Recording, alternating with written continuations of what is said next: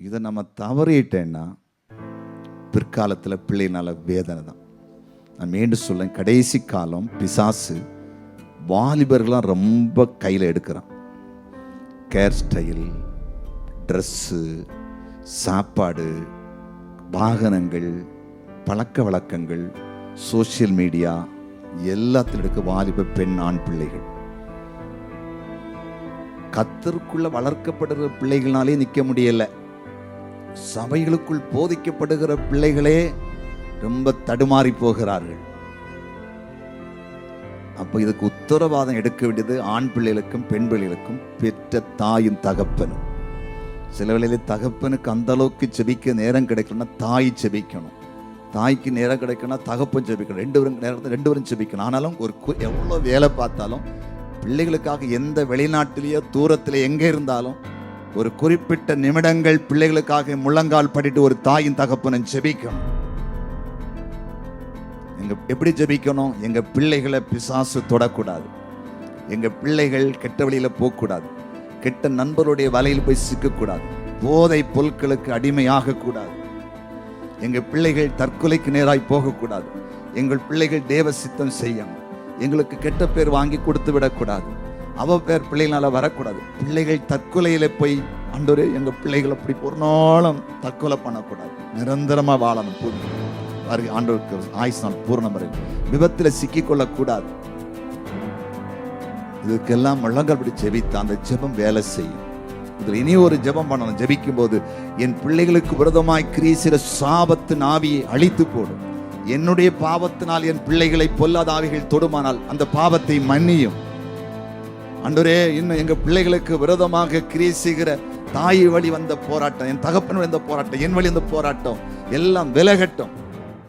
கருத்தா ஜெபிக்கணும். நம்ம உடனே தப்பா பிள்ளைகள் ரொம்ப அழகா இருக்கு, பொறாம, கண்ணு வச்சுட்டாங்க, கண்ணு ஆனை கண்ணு, பூனை கண்ணு, குருவி கண்ணு வச்சுட்டான், அது வச்சுட்டான், இது வச்சுட்டான், அங்க பார்த்துட்டான். இதெல்லாம் வேலைக்கு ஆகாது.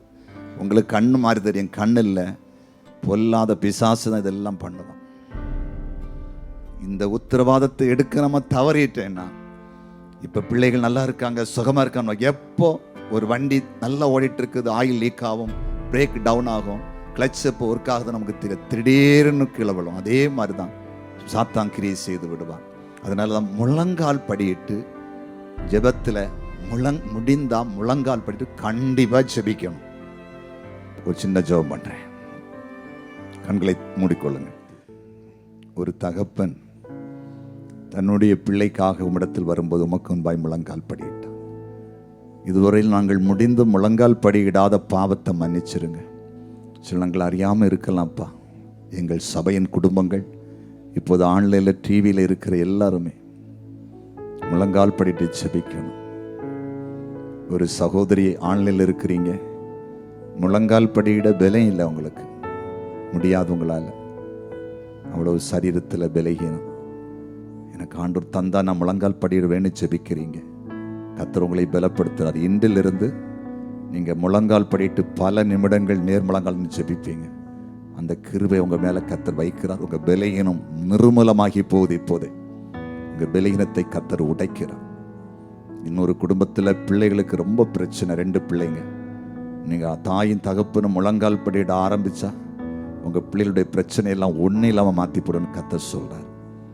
இன்னும் ஒரு குடும்பத்தில் பிள்ளைக்கு 26 வயசாச்சு, மகளுக்கு. தாயின் தகப்பு நல்லா திடாகரமாக இருக்கிறீங்க, எல்லா வாய்ப்பும் இருக்கு.